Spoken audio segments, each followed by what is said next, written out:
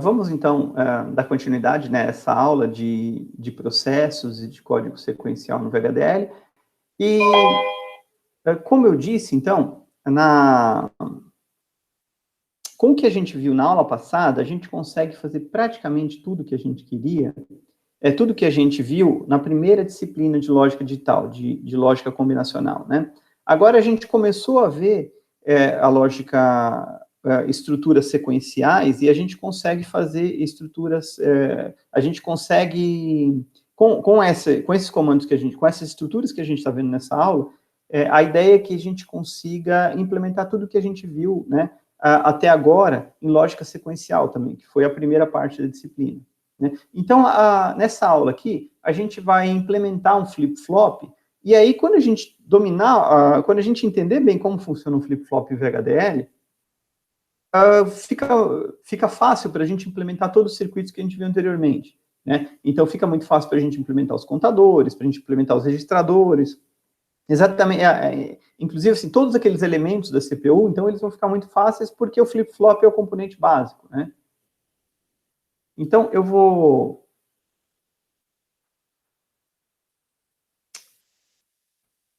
Já estava compartilhando a tela, deixa eu voltar ao compartilhamento aqui.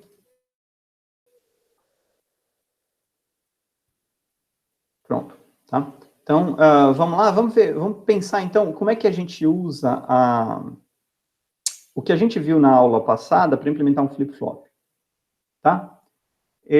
Bom, vamos pensar no flip-flop D, que é o flip-flop mais simples, né? Então, uma implementação simples de um flip-flop D seria isso aqui, tá? Eu tenho um processo, tá? Aqui, a gente pode...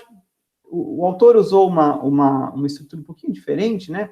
Então, a gente tem as entradas D e Q. Em vez de ter um clock, a gente tem uma entrada que a gente chama enable, que habilita o flip-flop a funcionar, tá? Então, ele pode funcionar como clock, né? Nesse caso, o flip-flop, ele vai passar do D para o Q quando o enable estiver em 1, tá?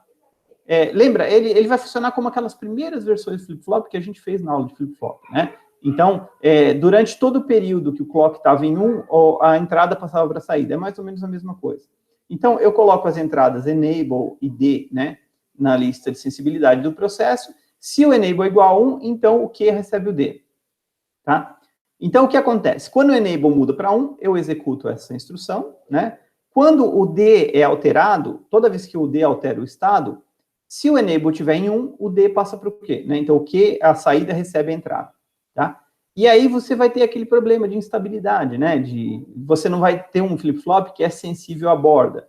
Toda vez que muda a entrada, a saída é alterada também, mas de qualquer maneira, vai ter aquele mesmo problema dos flip-flops que a gente fez na aula de flip-flops, antes de colocar aquela estrutura mestre-escravo que faz a sensibilidade na borda, né?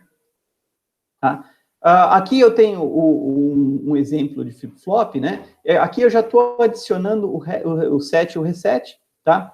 Nesse caso aqui, o autor escolheu uma entrada e uma saída de 3 bits, tá? Vocês podem ignorar esse detalhe, isso aqui é só um detalhe, quantos bits tem na entrada ou na saída, né?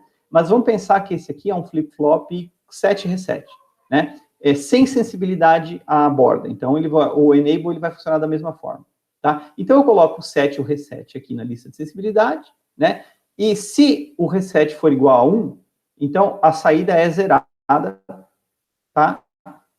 Eu executo essa entrada do if e acaba o processo e acabou. Quer dizer, se o reset for igual a 1, a saída é 0 e não tem conversa, certo? Já, assim, eu ignoro todas as outras entradas. Se a saída não é igual a 1, eu verifico se o set é igual a 1, nesse caso a saída passa para 1, 1 também, a saída ela é setada para 1 e acaba o flip-flop, tá? Essa implementação ela tem uma vantagem em relação àquela implementação com portas lógicas, porque naquele caso a gente não poderia usar 1 e 1, né? A gente usava 0 e 0, lembra que a gente fazia o set e o reset trocados, né? Por conta do padrão comercial. Aqui o autor resolveu não usar esse padrão, tá? Então, ele ativa o set e ativa o reset em 1, né? Mas, que é o contrário do que a gente fez na aula. Mas, de qualquer maneira, lá na aula, a gente não poderia ativar o set e ativar o reset ao mesmo tempo, tá? Lembra que a gente tinha aquela situação onde o Q ficava igual ao Q barra e era uma situação que não era aceita. Como a gente consegue colocar essa precedência aqui com o if, né, o if e o else if, então eu posso colocar os dois iguais a 1, ativar o reset, e nesse caso o reset vai ter prioridade, tá? Então, se o reset for 1, acabou, eu nem checo o valor do set, né? Se o reset não for 1, o set não for 1, e o enable tiver em 1, quer dizer, né, eu tiver na borda mais alta do meu clock, então o Q recebe o D, tá? Funciona exatamente igual ao exemplo anterior, a não ser pela diferença que agora eu adicionei um set e reset que vão ter prioridade, tá? Então, essas duas linhas são responsáveis pela parte assíncrona, né? E a linha de baixo é a parte síncrona do flip-flop, tá? Sem muita novidade aqui, né? Agora, vamos supor que eu queira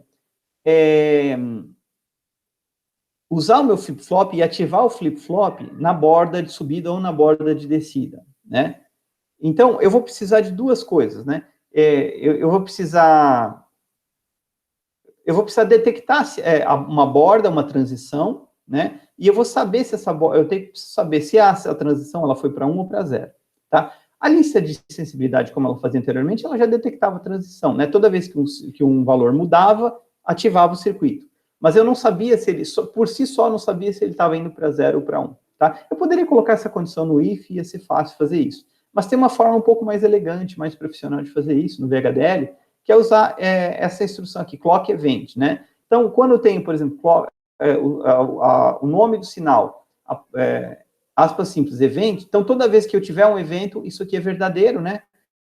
E aí, quando eu uso isso aqui junto com o CK igual a 1, CK igual a 0, eu vou ter borda, né? Um detector de borda. Então, toda vez que eu tiver um evento na variável CK, essa condição é verdadeira. E quando o CK for igual a 1, quando eu junto faço esse end, né? Eu estou detectando aqui uma borda de subida e aqui uma borda de descida, tá? Então, aqui eu coloquei um processo, né? Eu coloquei só a variável clock no processo, tá? Então, quando eu tiver um evento de clock, toda vez que a variável clock for alterada, né?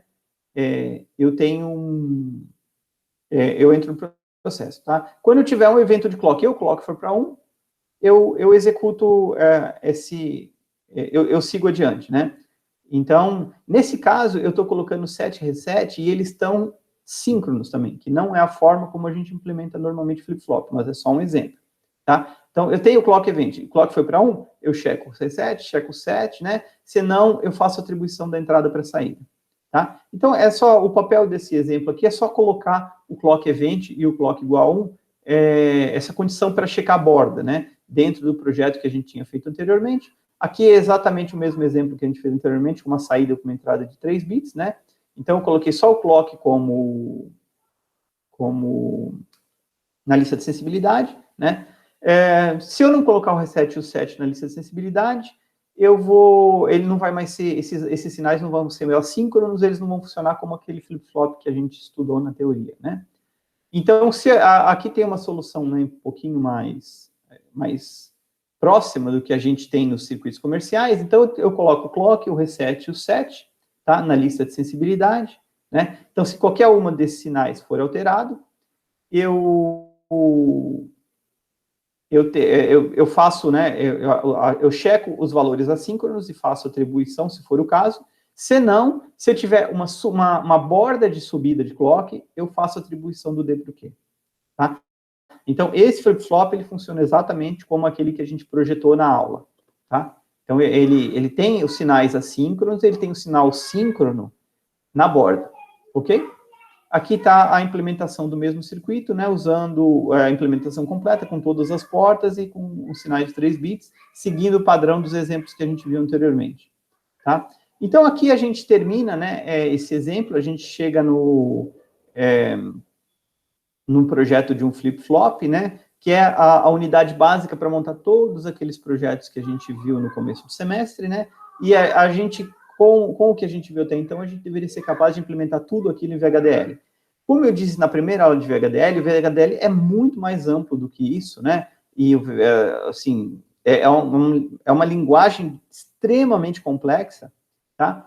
E a gente realmente só viu o mínimo do mínimo para poder implementar alguma coisa, tá? Não é papel dessa disciplina ir a fundo em VHDL, tá? Mas pelo menos agora a gente já sabe implementar tudo que a gente fez em VHDL, tá? Então, a gente encerra esse assunto por aqui, né?